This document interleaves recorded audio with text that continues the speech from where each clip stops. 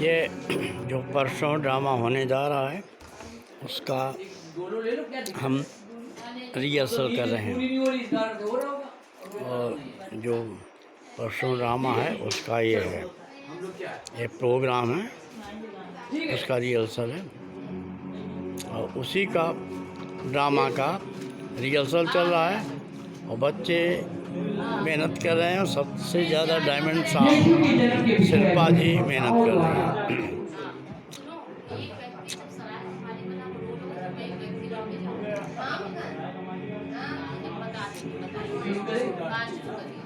यीशु के जन्म के विषय है, भविष्यवक्ताओं द्वारा की गई भविष्यवाणी, यशाया द्वारा 700 साल पहले की गई भविष्यवाणी।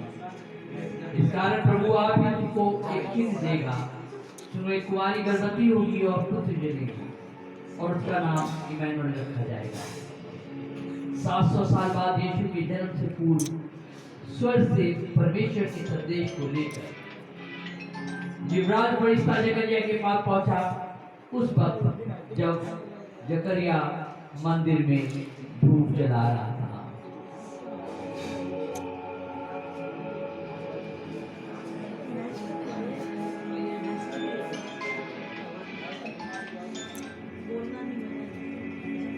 प्रभु तेरा धन्यवाद हो,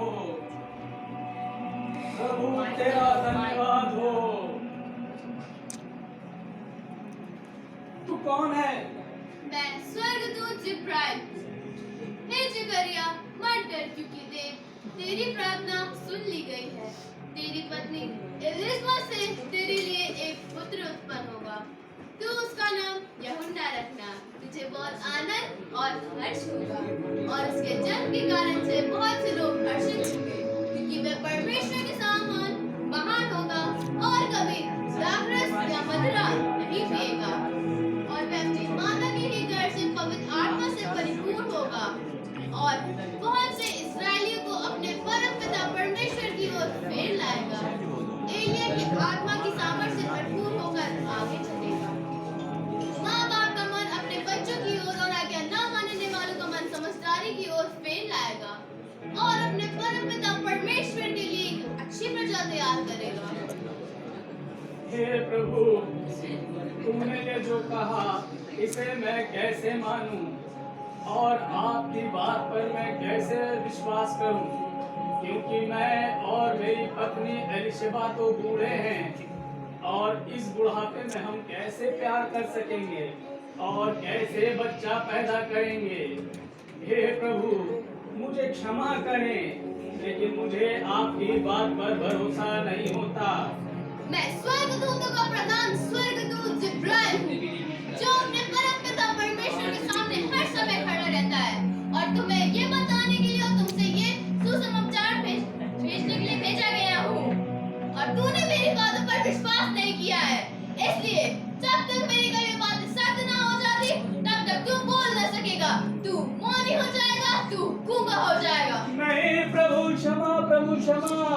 तूने मेरी बातों पर विश्वास नहीं किया है, इसलिए जब तक मेरी कही हुई बातें सच न हो जाती तब तक तू बोल न सकेगा।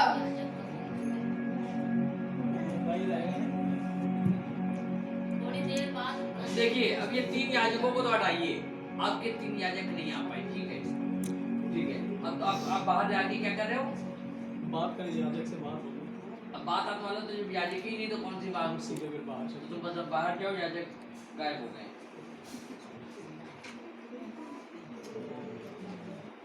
स्वर्गदूत के दर्शन के बाद जकरिया अपने घर लौट जाता है और दूसरी तरफ मरियम अपने निवास स्थान पर सो रही होती है। अचानक स्वर्गदूत जिब्राइल उसके पास पहुंचता है।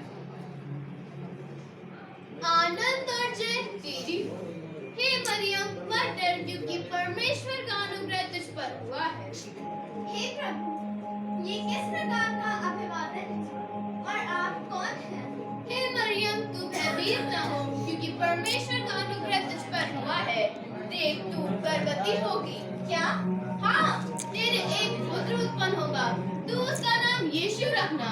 वह महान होगा और परम प्रधान का पुत्र कहलाएगा। पिता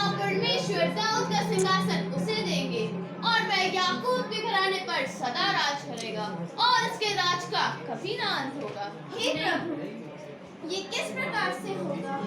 मैं तो उस पुरुष को जानती ही नहीं। हे मरियम, पवित्र आत्मा तुझ पर उतरेगा और परम प्रधान की सामर्थ तुझ पर छाया करेगी। जी, इसलिए जो उत्पन्न होगा वह परमेश्वर का पुत्र कहलाएगा। हे प्रभु, ऐसा ही हो जैसा तूने कहा। आमीन।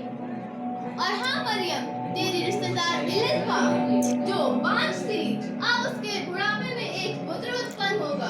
क्या? हाँ, उसका छठा महीना है। जो वचन परमेश्वर ने कहा है उसका प्रभाव होता है।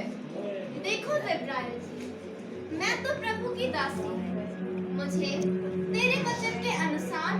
आमीन। आना ऐसे ऐसे करके आना है। हे यहोवा परमेश्वर, तूने हम सब की और हमारी जाति की हमेशा से रक्षा की है और आगे भी करना। मैं जन्म जन्म से तेरी दासी हूँ। दासी को सेवा के लिए चुना, इसके लिए तुझे धन्यवाद देती हूँ। तू जैसा चाहता है मेरे साथ वैसा ही करे। आमीन। और परमेश्वर की उस आज्ञा को जो जिब्राइल फरिश्ते के द्वारा उसके आने के बाद सीधे मरियम तक पहुंची थी, मरियम ने परमेश्वर की आज्ञा को जानकर उसे स्वीकार किया।